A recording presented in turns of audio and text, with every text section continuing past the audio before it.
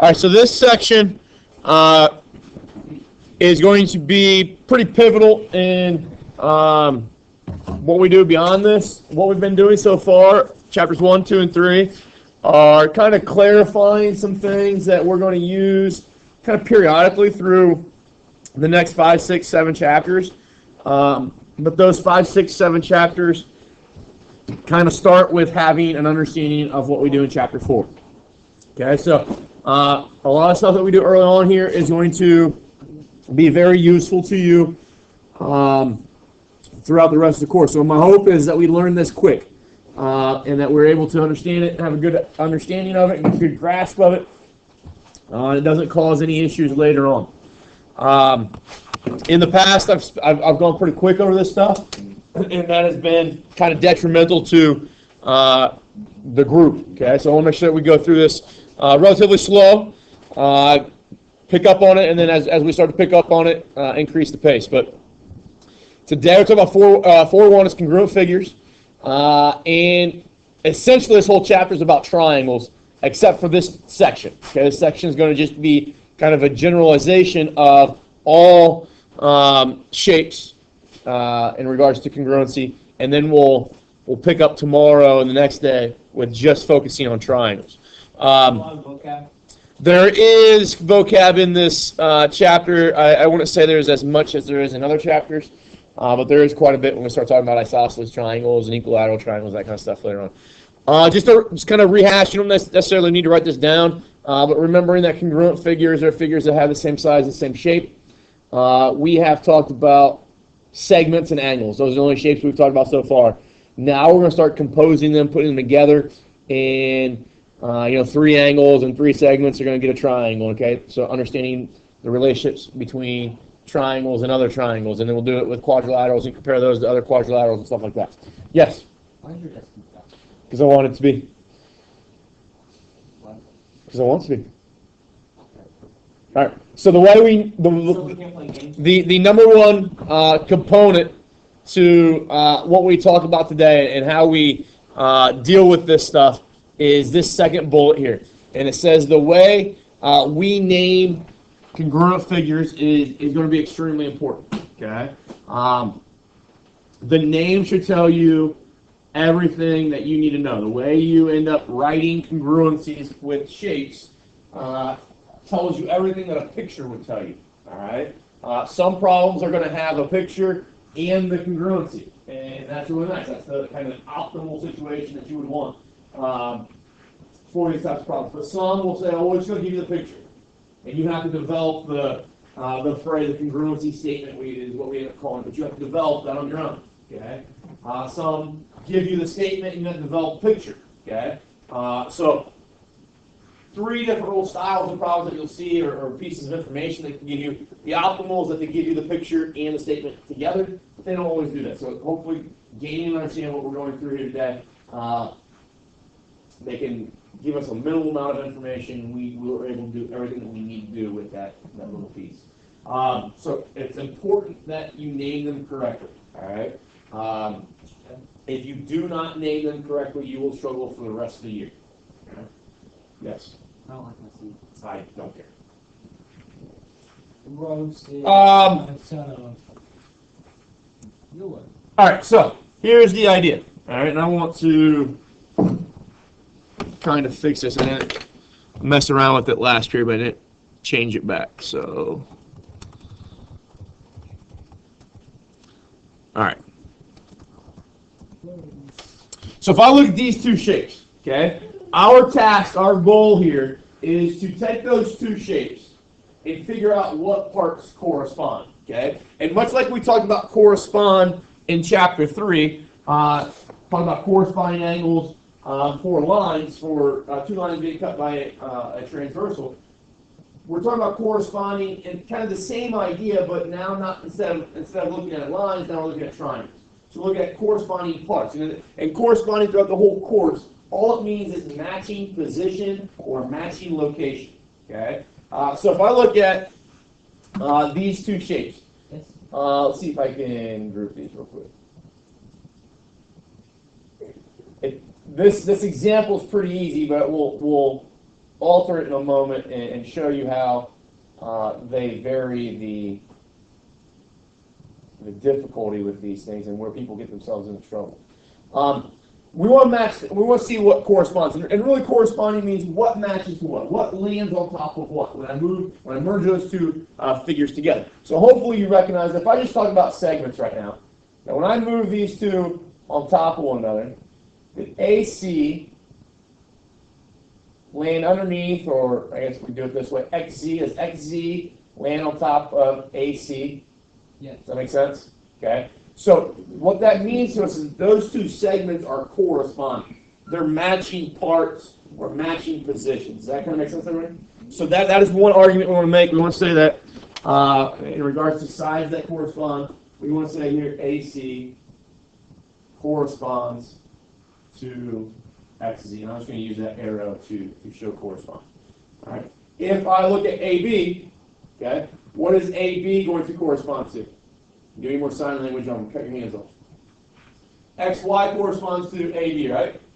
You won't really cut your hands off. No, it's illegal. It would be illegal. Scared me. But quit doing it.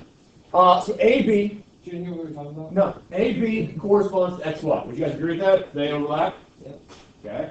And what would be the last segments then? Let's talk about AC and AB so far. YZ and Charlie? BC. Okay, yes. So both are right. BC and YZ. Okay. That's pretty easy to see what matches there, right? Okay. Now here's the issue. People want to only do that. They only want to say, okay, I'm going to match basically left segment, bottom segment, right segment, right? Yeah. And if it's just a pure, you guys remember from 8th grade math or 7th grade math, that what this is called when I just take an image and I Slide it. yeah, that's what they call it. They call them the slides. Okay, it's really called a translation. The math word is translation. But when that it happens to get from one figure to the next, it's really easy to say bottom to bottom, right to right, top to top, that kind of stuff. Aren't the other two have reflection? Yes, but we could have reflections, we could have rotation. Okay, and that becomes a problem if you're a person that just focuses on matching left to left, right to right, bottom to bottom, that kind of Line of symmetry. stuff. So Tight sign. once I find sides that correspond, it's going to be a little bit easier to find the angle. So let's say I look at angle A. All right, and I want to figure out what A corresponds to. And again, most people are going to say, well, it overlaps on X, right? Would you guys agree with that? Yeah. The best way, though, to make that distinction is to look at angle A and think about the types of segments that make it. And what I mean by types, I look at this one and say, that segment and that segment make angle A, okay? Shoe sword. All right. So they have, what I mean by types, that one has 3 marks in it and one has 1 mark in it, right? So this should only correspond then to an angle over here that is created by a segment that has 3 marks and a segment that has 1 mark. So identify those segments and then I trace them back to where they converge, where they meet, and that meeting is at angle X, right, or vertex X. Does that kind of make sense? All right. So A corresponds to X. Now, what would B correspond to? Equal Y. Okay, and if we look again, But it's angle, right? yeah, angle. Angle B is made by 3 and 2, right? Yeah. Side with 3 marks and side with 2 marks. So over here I got to find the side with 3 marks, side with 2 marks, and then Y corresponds with B. And then the last ones are C and Z, right? Yeah. Once you find the 2 that correspond, the third ones are there by default. Why do that weird marking with Z? Huh? So people don't. Sometimes my Z's look like 2's. All right. So here's the issue. That is pretty easy when it's just a translation. But you guys said when we have reflections, we have rotations, right? So let's say that I had a picture that looked like this. Oh. I know the letters are upside down, all that kind of stuff. Rotation. If I did a reflection there, let's say I do one more. Let's say I go that way. Yeah. Okay. So. What just happened? You I did another one, right? All right, don't worry about it. All right. It's called rotation. So now, if I look at, maybe top angle to top angle, people are going to say C and Y, right? Well, do C and Y, do they overlap if I do that? Oh. No, they're not the same angle, right? Can't do that. But we still want to come up with an idea of what corresponds to what. So again, if I'm looking at angles, let's say I want to look at angle C and what it corresponds to. It is created by a segment that has 2 marks and a segment that has 1 mark, right? Z trace those back to C All right. Now I come over here, and 2 and 1, and you tell me what? Z. Yeah, it creates angle Z, so C and Z correspond. And that's exactly what we had previously, right? So that should still be maintained. It's still the same triangle, just been moving around a little bit. Is that okay? Yeah. So make sure that you understand when it's appropriate to kind of use the shortcut of what, left side compared to left side, right side compared to right side, that kind of thing. Or when you need to do that practice we just did right there. Okay. If we go to the next slide, it's going to bring in the definition of what congruent figures are. Okay. And really talk about polygon. We haven't identified a polygon yet. But a polygon, okay, just meaning by definition, poly means many and gon means angles. So many angles. So it's a shape of many angles. And we'll talk about how to classify polygons and all that kind of stuff later on. But we're basically looking at triangles now, looking at quadrilaterals, looking at pentagons, those types of things. Okay? A lot of times called closed figures. Right? So a definition for congruent polygons is simply polygons that are congruent have corresponding parts that are congruent. Okay? Corresponding just meaning matching. Is that all right, everybody? If I look at those two shapes up there, okay, hopefully you realize it's not simply a, left angle to left angle, right? Yeah. I can't say A and F are the same because obviously they don't land on each other, correct? There's a reflection occurring here that's important for us to recognize.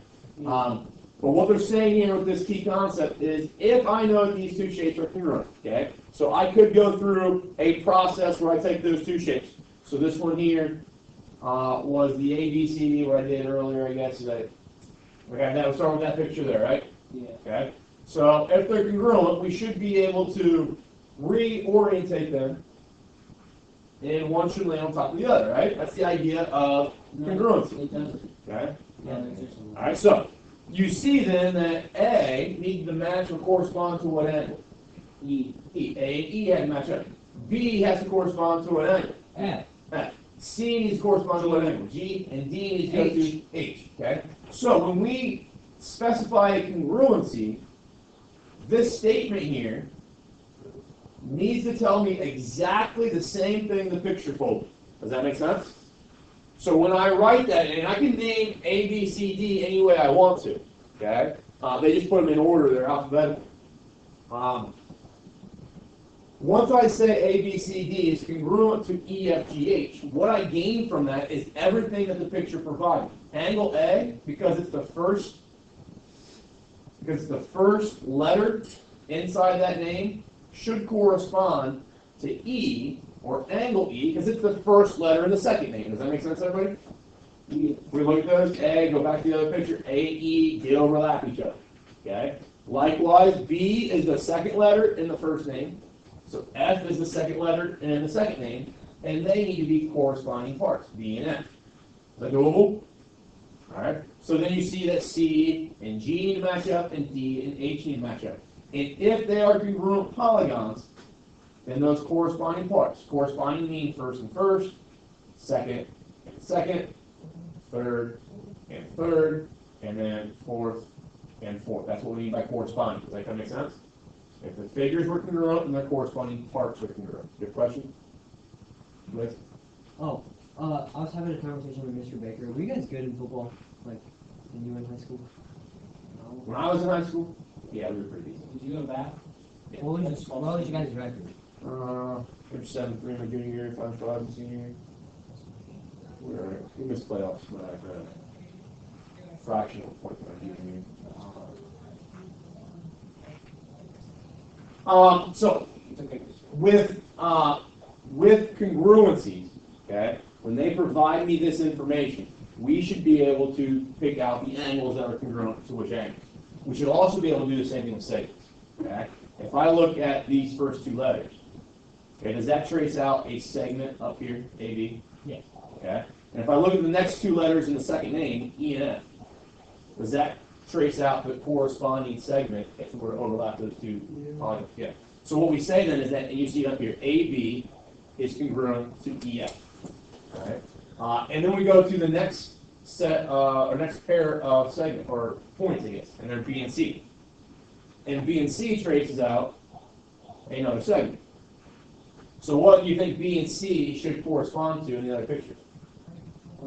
F and G. F and G.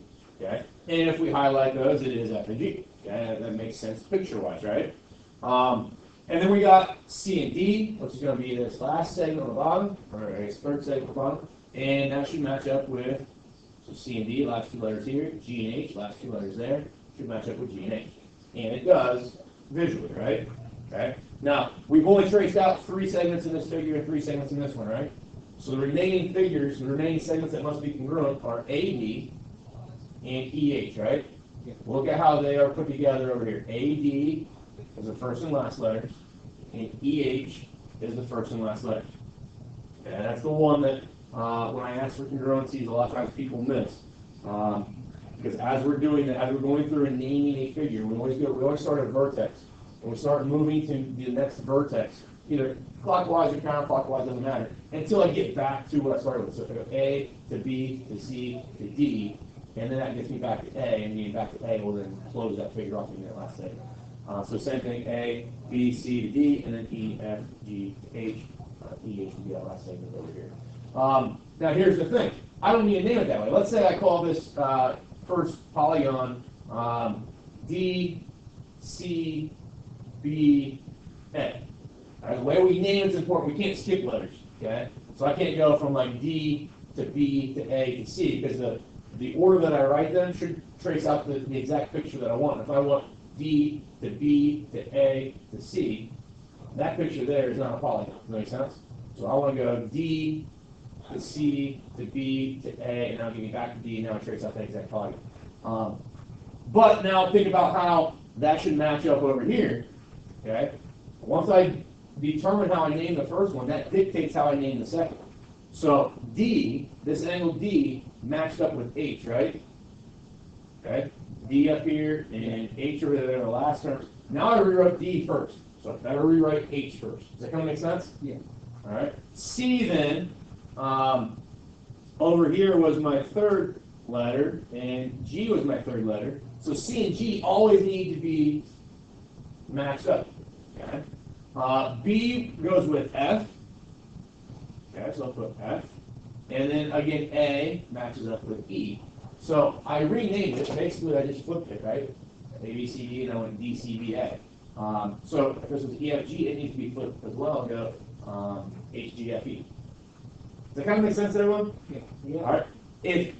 If I mistakenly flip-flop these and I put E and then F there, okay? What I'm telling everybody then, if I'm telling everybody that's a true congruency statement, I've just told you that picture-wise, angle A better be the same thing as angle F.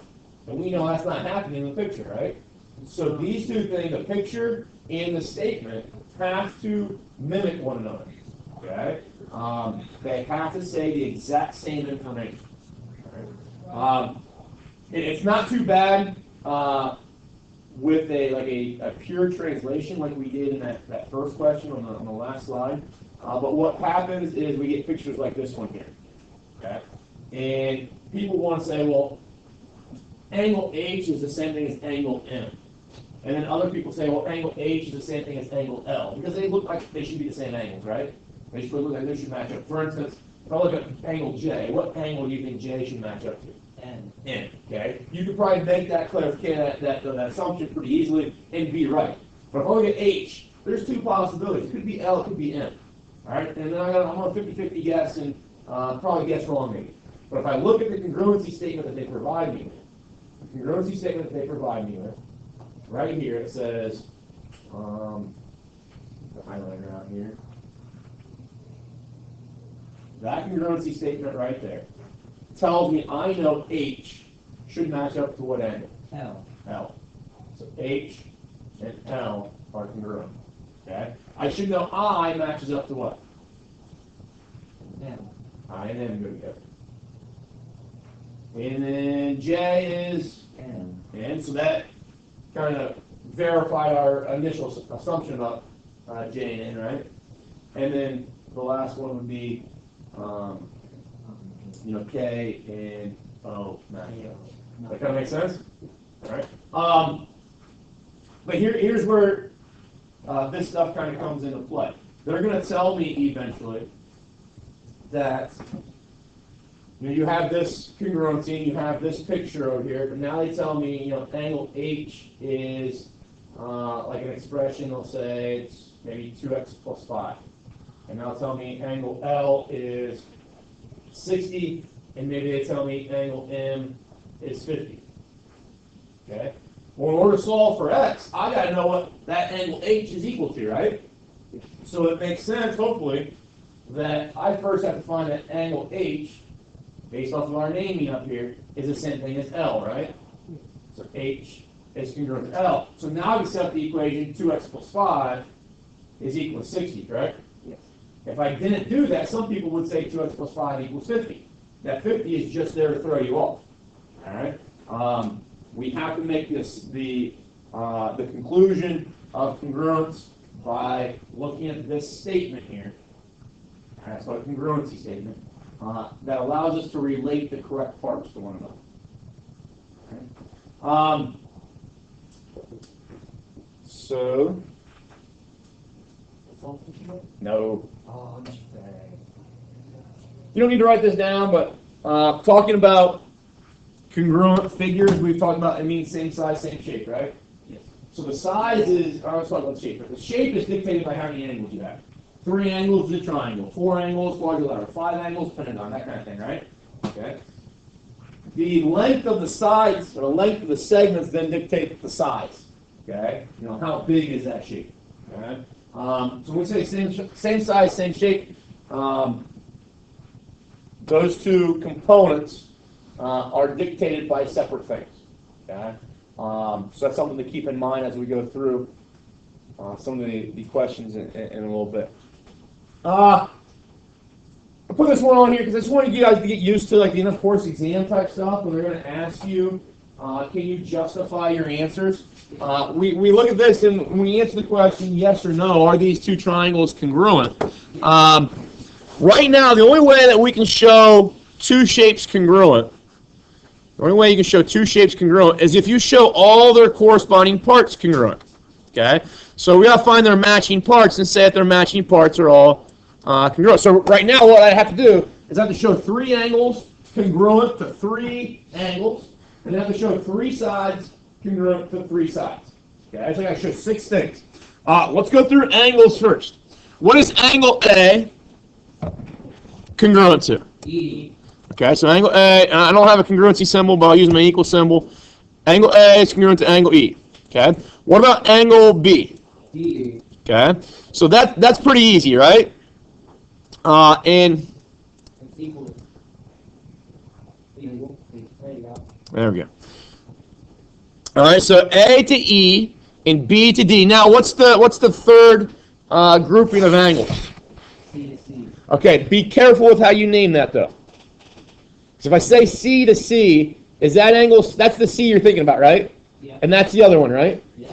But I have to make sure that I say it correctly to anybody that's reading this, because somebody might be able to say that that blue angle is also C.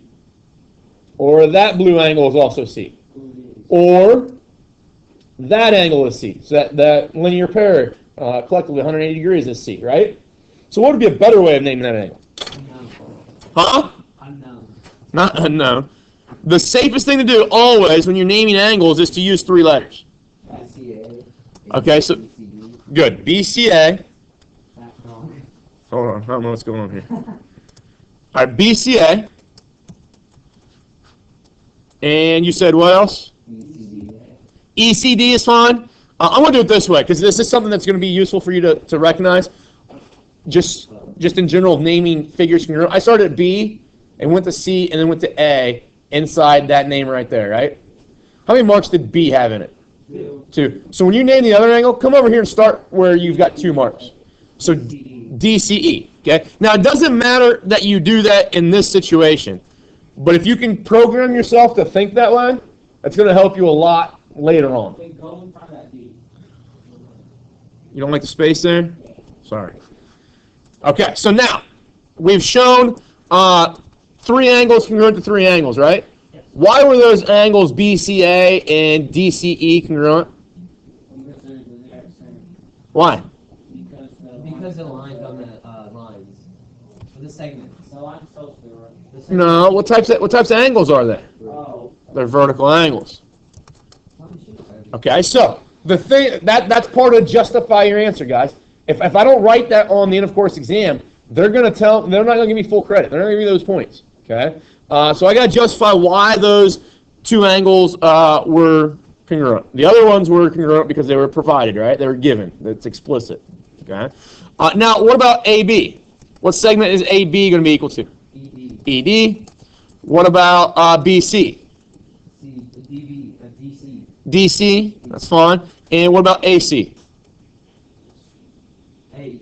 EC. EC. Okay. So AB congruent to DE. This first congruency, we were able to recognize that because the markings, right? And then these two were congruent because you're able to recognize that the lengths were the same, right? Yes. Okay, 4 and 4, and then 6 and 6 respectively. Okay, so justify my answer. These two triangles are congruent. Let me spell it right. Yeah. Because it is shown In the line. that all three sets of corresponding angles are congruent, and all three sets of corresponding Lines. segments are congruent. Okay? That would gain you, if this is a 2-point question on the end of course exam, that would gain you both points. Okay? If I just say yes or I just say no, that might gain me 1 point or no points. I have to justify my answer. You have to answer it. Okay? And answer it in the methods or the formats that they're asking for. Okay? And they'll give you a space to type stuff in. Okay? And you can put all your thoughts down that way.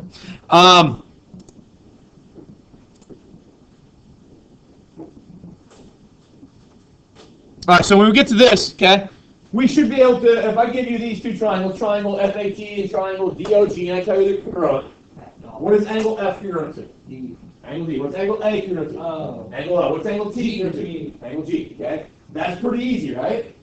That tells us that F corresponding to D, A corresponding to O, T corresponding to G, okay? Now, because the triangles were congruent, not only do those parts correspond, but they correspond and they're congruent. So F is congruent to D.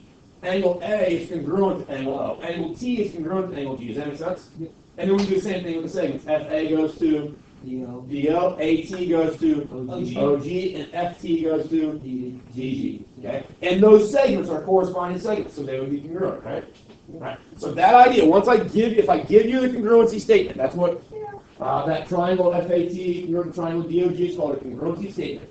You're able to show me what parts are corresponding, and then from that you can tell me what parts are congruent. That leads us to this phrase here.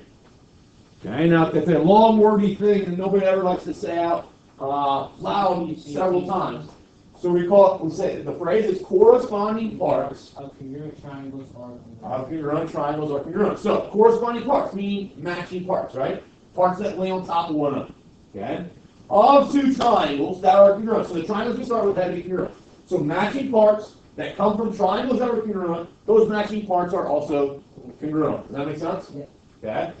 Now, corresponding parts of congruent triangles are congruent. That's a mouthful. It's very, especially when you want to say it over and over and over in a class, or you got to write it out. You don't want to write that out. Okay? So use the acronym CPCTC. Okay? CPCTC. The only thing that I want you to make sure of is you understand that the C's don't represent the same word. A lot of times throughout the course, I get people say corresponding parts, corresponding triangles, and corresponding. Well, you didn't say a single thing there. Okay? Or they'll say congruent parts, congruent triangles are congruent. You didn't say a single thing that is new information there. Does that kind of make sense? Corresponding parts of congruent triangles are congruent. That is new information. Okay? If I say corresponding parts of corresponding triangles are corresponding. One, I don't know what corresponding triangles are. Okay? But it's kind of redundant. Okay? It doesn't say anything useful over and over. It's stupid. Okay. But CPCTC, and that will be something we come back to, but that is a very critical phrase that's going to be used over and over. Math Excel, we use CPCTC. Sometimes it'll also use like CPOCTAC. They'll actually give of and R letters in that phrase. So you might see variations of it, but that's the gist of the thing. Okay. I want to go down to do a couple examples here, and then set you off on your own. What's the triangles? All right. So here's the question. It says using properties of congruent figures. What's the 16 point again? Which one? Which one? So we've got this picture, and I think I got it better over here. Yeah. Okay. So they give me a picture, and they also give me a congruency statement, right? And then I start plugging in values and expressions for these things, and I should be able to come up with an argument that tells me what x is and tells me what y is. Okay? But I look at, let's just say we try to focus and find out what x is first. Okay? So I go look at my pictures, and I look for x, and we see that x shows up in this picture on the right? So x is representing that segment there. So in order to find x, I need to figure out what 2x minus 3 needs to be equal to, right? If I look at my picture, it's a segment. So I got to find the segment over here that it's equal to. Well, this is the way you do it. Look at GH, being the last two segments, or last 2 points there, to create that name, right? So when I look at this name over here, what 2 points should I be looking at? L and M. L and M. So that tells us that GH and LM were corresponding parts. And if they came from congruent polygons, then those corresponding parts are congruent, right? Okay, so GH has to be congruent to LM, and I look at LM over here, and it's that 8, right? So you see the equation that I can make here to solve for x? 2x minus 3 equals 8. What a lot of people will do with this problem, the people that get it wrong, is that they'll say, well, this is 2x minus 3, but I don't know what m is. And what they did there is they try to compare right to right, bottom to bottom, left to left, top to top. And you can't always do that. You see that? Yeah. Okay. So now if I wanted to, so that you can solve that. All right. But what if I want to find y? I look at my problem, try to find where y is. Where's y at? It's N. 72. Okay, so it's trying to, it's an angle, right? That's what you're telling me. 7y plus 9 is representing angle E. So I got to figure out what angle E would be the same as. So, yeah, you told me E is the first letter there, N is the first letter there. So then I come over and find N. So you do 72 minus 9 divided by 7. Yep. And that gives you what? 6. 6. Nope. Ah. 72 minus 9 is 63, right? Oh, What's 63 divided by 7? 5.